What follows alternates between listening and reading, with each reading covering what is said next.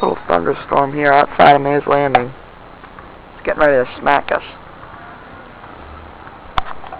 Anvil sheared off all the way across.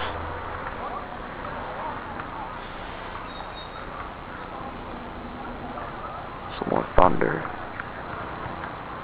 The area that I'm pointing to, right there to here, these clouds, these gray clouds were not there, kind of just developed in the past 20 minutes, so it's intensifying rapidly.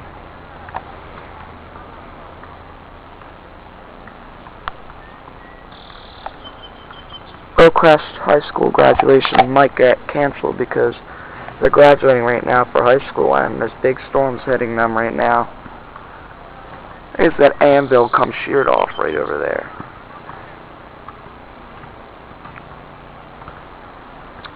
This is the same exact day we had the water spout back in Stockton College, New Jersey when I went fishing.